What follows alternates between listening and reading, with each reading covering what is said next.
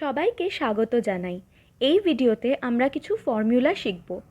এক্সেলের আসল মজা হলো তার ফর্মুলা। এখানে আমি কিছু সহজ ফর্মুলা লিখে রেখেছি যেগুলো আমরা নাম্বারসের সাথে ইউজ করব। এখানে 5টা আছে। প্রথমটা সাম, তারপর অ্যাভারেজ, কাউন্ট, ম্যাক্স এবং মিন। এগুলো খুব সহজ ম্যাথমেটিক্যাল ফর্মুলা, আর আমি আশা করছি আপনারা দেখেই বুঝতে পারছেন এগুলো কি। সাম ফর্মুলা নাম্বারসের সাম দেবে, অ্যাভারেজ বার করতে হলে অ্যাভারেজ ইউজ হবে, আর দেখি কাউন্ট কি করবে। তাহলে এইভাবে আমাদের কাউন্ট লিখতে হবে। এখানে বলছে count the numbers of cell in a range that contain numbers. এটাই তাহলে কাউন্ট ফর্মুলার কাজ। এবার তাহলে আমরা ম্যাক্স কি করে, ম্যাক্স ম্যাক্সিমাম বার করে আর মিন মিনিমাম বার করে একটা রেঞ্জ অফ নাম্বারসের মধ্যে থেকে। আমরা কিভাবে এটা ইউজ করতে পারি? খুব সহজই। প্রথমে আমাদের ইকুয়াল টু সাইনটা দিতে হবে। ইকুয়াল সাইন আপনার কিবোর্ডের ডান দিকের ওপরে আছে। তাহলে ইকুয়াল দেওয়ার পর আমাদের ফর্মুলা দিতে হবে।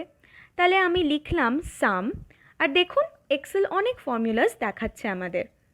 তাহলে দেখি সাম করতে হলে কি করতে হবে।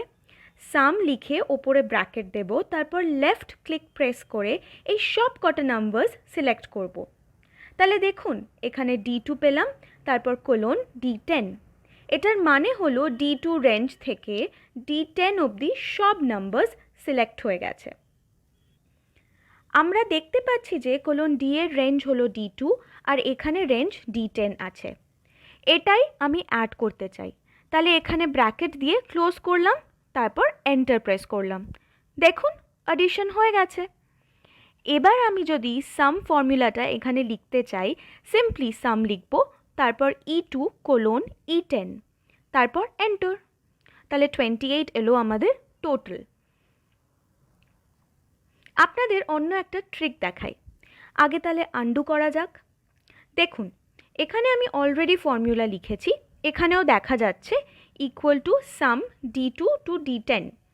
এবার এখানেও আমি সেম চাই, জাস্ট রেঞ্জটা শিফট হবে ফ্রম ডি টু ই।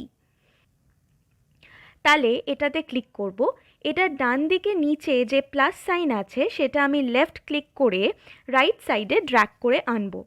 আর দেখুন এটা আসলে কি করলো, এইটা আমাদের ফর্মুলাটাকে বাঁ দিক থেকে ডান দিকে অ্যাপ্লাই করলো। এখানে ফর্মুলা ছিল D2 টু D10 আর ডান দিকের ফর্মুলা হলো E2 টু E10। কিন্তু আরেকটা জিনিস যেটা হলো, ফরম্যাটিংটাও কপি হয়ে গেল। আমি এখানে কারেন্সি ফরম্যাটিং চাই না। তাহলে আমি হোম ট্যাবে যাব, এই সেলটাকে সিলেক্ট করব, এই ক্লিয়ার অপশনে যাব আর ক্লিয়ার ফরম্যাটিংয়ে ক্লিক করব। বাস হয়ে গেল। এরকমভাবে যদি আমি অ্যাভারেজ চাই, আমি স্যালারির অ্যাভারেজ বার করব। তাহলে অ্যাভারেজে ক্লিক করলাম, আর এটাও আমি D2 থেকে D10 অবধি চাই। তারপর এন্টার প্রেস করব আর আমি অ্যাভারেজ স্যালারি পেয়ে গেলাম। এবার আমি কাউন্ট করতে চাই এই রেঞ্জে কত নাম্বারস আছে। এই রেঞ্জটা পুরোটাই নাম্বারস, তাই এবার আমি D1, দেখুন D1-এ স্যালারি লেখা আছে, কোনো নাম্বার নেই, তাই D1 থেকে D10 অবধি সিলেক্ট করলাম। এবার দেখুন কি হয়, 9 এলো। তাহলে D1 থেকে D10-এ 10টা সেল আছে।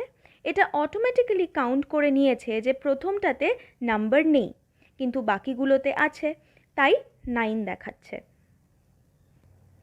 সেম জিনিস হবে ম্যাক্সের ক্ষেত্রেও। তাহলে আমি ম্যাক্সে যাব, তারপর লিখলাম D2 টু D10, এখানে 35,000 দেখাচ্ছে।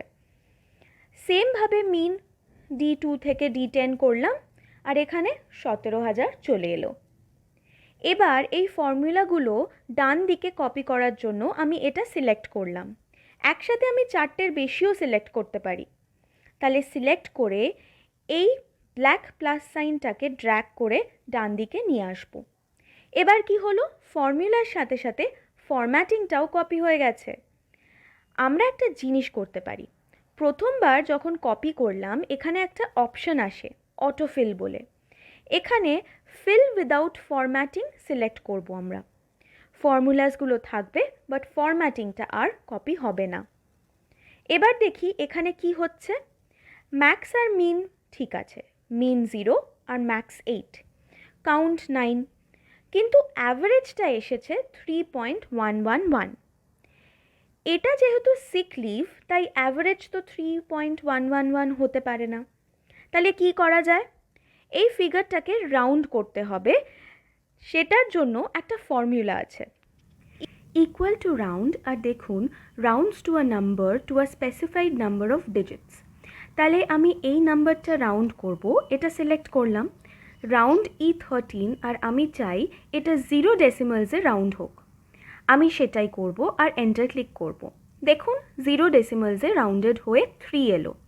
এবার যদি আমি ফর্মুলাটা চেঞ্জ করি, এখানে 0-র বদলে যদি লিখি নাম্বার অফ ডিজিটস 2 ডেসিমাল করি, তাহলে এটা 3.11 হয়ে যাবে। কিন্তু যেহেতু এটা সিক লিভ তাই এটা আগের মতোই রাখা যাক। এবার দেখুন সব ফর্মুলাস এদিকে আর ওটা কেন ওদিকে হলো। চলুন একটা জিনিস দেখাই আপনাদের। এই ফর্মুলাটা হলো E2 টু E10 এর অ্যাভারেজ। আমরা এটাকে অন্য একটা ফর্মুলার মধ্যে ঢুকিয়ে দিতে পারি। তাহলে কি করব? এটা প্রথমে এটা কাট করব, তারপর এখানে রাউন্ড লিখব। এটা কি রাউন্ড করবে? তাহলে এটা এই ফর্মুলার আউটপুটটাকে রাউন্ড করবে, যেটা হলো average of E2 two E10, আর এটা রাউন্ড টু 0 ডেসিমালস হবে।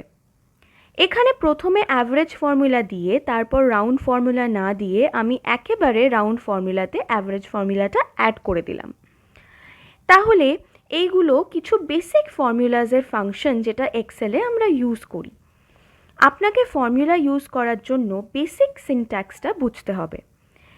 এতক্ষণ যে ফর্মুলাগুলো দেখছিলাম সেগুলো বেশ সহজ। এক্সেলে এমন আরও কিছু ফর্মুলা আছে যেগুলো দিয়ে নাম্বারের অনেক রকম কাজ করা যায়। আমরা পরবর্তী কোর্সে আরও কিছু সেরম ফর্মুলাস আপনাদের দেখাবো। আপাতত একবার সিনট্যাক্সটা রিভিশন করা যাক।